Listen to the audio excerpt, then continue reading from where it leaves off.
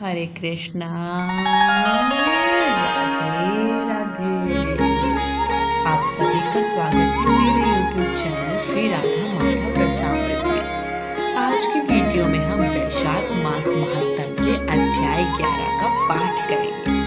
तो आइए कथा शुरू करते हैं। पर सबसे पहले हम प्रणाम करेंगे हमारे गणपति महाराज को। प्रथम पूज गिरिजा तनय, कोटि सूर्य सब आभ, विघ्न विनाशक आप हैं, जीवन के शुभ लाभ। बोलो गणपति महाराज जी की जय। अब हम हमारे गुरुदेव जी को प्रणाम करेंगे।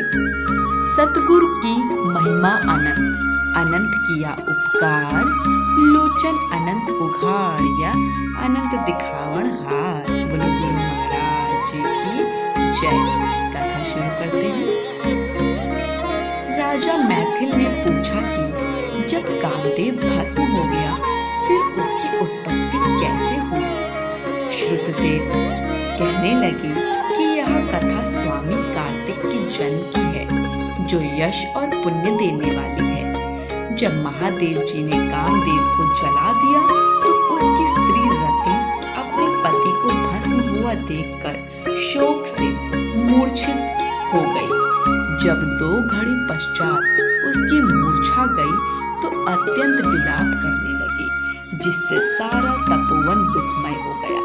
तब रति ने चिता में जलकर शरीर त्याग देने का विचार किया और पति के मित्र बसंत को पति की अंतिम क्रिया करने को बुलाया। जब तक वह चिता बना ही रही थी कि बसंत भी आ गया। वह रति को देखकर अति दुखित हो रति को समझाने लगा और कहने लगा कि आत्मघात करना उचित नहीं तथा धर्म से विपरीत है। जब बसंत ने उसके शरीर त्यागने का विचार दृढ़ देखा तो नदी के किनारे चिता बनाई और रति गंगा में स्नान कर सब इंद्रियों को रोक और मन को आत्मा में लीन करके चिता पर चढ़ने को तैयार हो गई। उसी समय आकाशवाणी हुई कि हे पति प्रेमा, तुम चिता में प्रवेश मत करो। तुम्हारा पति महादेव जी और कृष्ण भगवान से उत्पन्न होगा। इस प्रकार क्रम से 2 जन्म होंगे। तब दूसरे जन्म में श्री कृष्ण से रुक्मिणी के गर्भ से प्रद्युम्न रूप में उत्पन्न होगा। तू ब्रह्मा के श्राप से शंबर नामक राक्षस के घर में निवास करेगी। वहीं तेरा पति प्रद्युम्न तुमको प्राप्त होगा। इतना कहकर आकाशवाणी समाप्त हो गई। जब रति ने आकाशवाणी सुनी तो उसने चिता में प्रवेश नहीं किया। फिर जिनके कार्य की सिद्धि के लिए श्री शिव जी ने कामदेव को भस्म कर दिया था, उन सब देवताओं ने बृहस्पति, इंद्र और अग्नि को आगे करके रति को वरदान दिया कि आज से तेरा पति अनंग कहलाएगा और अंग वाले की तरह मरा हुआ भी दिखाई देगा। और फिर कहने लगे, पूर्व काल में तेरा पति सुंदर नाम का राजा था। उस जन्म में भी तुम इसकी पत्नी थी, परंतु रज संकर कारिणी होने के कारण तुम्हारी यह दशा हुई। अब वैशाख मास में मंदाकिनी नामक नदी में स्नान करके मधुसूदन भगवान का पूजन तथा उनकी दिव्य कथा सुनने से तुम्हारा पति अवश्य तुमको मिल जाएगा। रति को इस प्रकार वरदान देकर सब देवता अपने अपने स्थान को चले गए और रति ने भी क्लेश से निवृत्त होकर मेष की संक्रांति में गंगा स्नान कर पवित्रता से अक्षुण शयन व्रत को धारण किया। इस व्रत के करने से उसको उसी समय कामदेव दिखाई दिया। उसने वैशाख मास में कर्तव्य धर्म नहीं किया था, इसी कारण परमात्मा का पुत्र होने पर भी अंगहीन हुआ। श्रुतदेव कहने लगे कि जब महादेव पार्वती जी के सम्मुख खड़े हुए अंतर्ध्यान हो गए तो पार्वती जी खड़ी रह गई और सोचने लगी कि अब क्या किया जाए।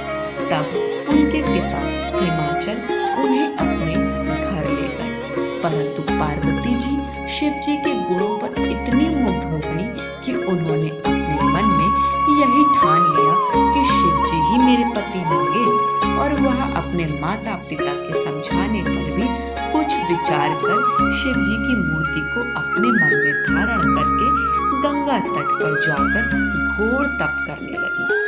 भोजन आदि छोड़कर तप करते करते बड़ी बड़ी जटाएं उनके सिर पर हो गई। इस प्रकार 1000 वर्ष तक शिव जी की आराधना करती रही। एक दिन सायंकाल के समय महादेव जी पार्वती जी की परीक्षा करने के लिए ब्रह्मचारी वेश धारण कर उनकी पर्णकुटी में आकर उनकी अचल भक्ति देखकर कहने लगे कि हे भद्रे, जो तुम्हारे मन में हो वरदान मांगो। तब पार्वती जी कहने लगी कि मैं यही वरदान मांगती हूँ कि आप मेरे पति हो। तथास्तु कहकर शिव जी ने सप्त ऋषियों को बुलाया और उपस्थित होने पर उन्हें आज्ञा दी कि तुम हिमाचल के पास जाकर विवाह का प्रस्ताव करो। सातों ब्रह्मवादी ऋषि चारों तरफ प्रकाश करते हुए आकाश मार्ग से हिमाचल के घर पहुँचे। राजा ने उनका यथोचित पूजन आदि से सत्कार किया। तब ऋषियों ने कहा कि हे राजा हिमाचल, तेरी कन्या पार्वती पहले दक्ष की कन्या सती थी, जिसने अपने पिता के यज्ञ कुंड में गिरकर अपने प्राण त्याग दिए थे। इनका पाणी ग्रहण करने के योग्य सिवाय शिव के और कोई नहीं है, इसलिए तुम अपनी कन्या का विवाह शिव जी के साथ कर दो।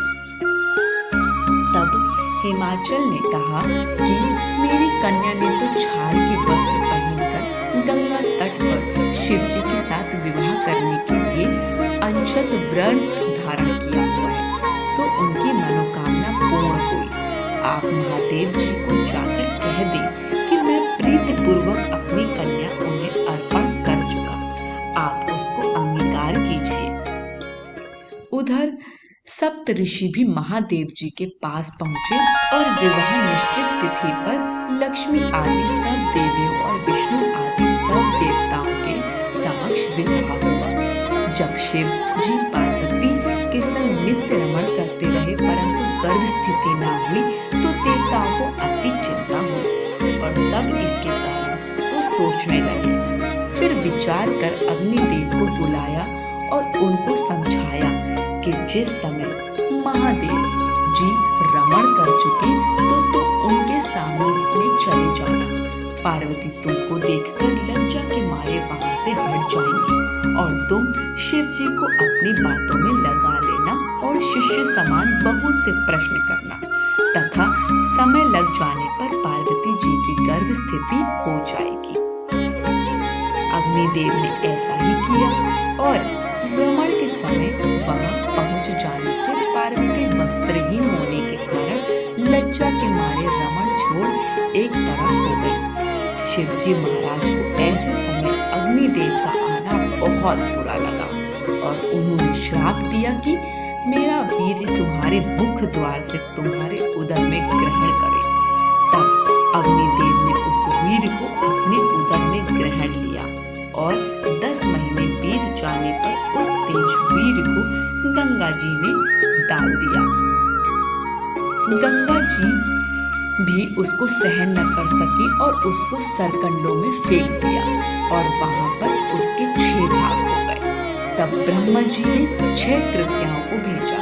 उन्होंने इन 6 भाग को जोड़ा जिससे 6 मुख और 1 अंग की आकृति का बालक बन गया। वह बहुत दिनों तक उन सरकंडों में ही पड़ा रहा। एक दिन महादेव जी और पार्वती जी बैल पर चढ़े जा रहे थे कि सहसा पार्वती के स्तनों से दुग्ध की धारा बहने लगी। तब पार्वती जी ने महादेव जी से इसका कारण पूछा तो महादेव जी बोले, हे देवी, मैं इसका कारण कहता हूँ। देखो, यह पास में ही तुम्हारा पुत्र पड़ा हुआ है। और फिर महादेव जी ने पिछली सारी कथा पार्वती जी को सुनाई और कहा कि उसी को देखकर तुम्हारे स्तनों में दूध आ गया क्योंकि वह तुम्हारा पुत्र है। महादेव जी की यह बात सुनकर पार्वती जी ने उस बालक को उठा लिया तथा अपनी गोदी में बिठाकर उसको अपने स्तनों से दूध पिलाने लगी। इस प्रकार पार्वती जी पुत्र स्नेह से मुक्त होकर उसको कैलाश में ले गई और उसका पालन पोषण करने लगी। श्रुतदेव कहने लगे कि राजन, यह कुमार के जन्म की कथा मैंने तुमसे कही। आज की कथा यहीं समाप्त होती है। कथा पसंद आई हो तो कमेंट बॉक्स में हमें अपना फीडबैक जरूर दीजिएगा। वीडियो को लाइक शेयर करें और चैनल को सब्सक्राइब करें।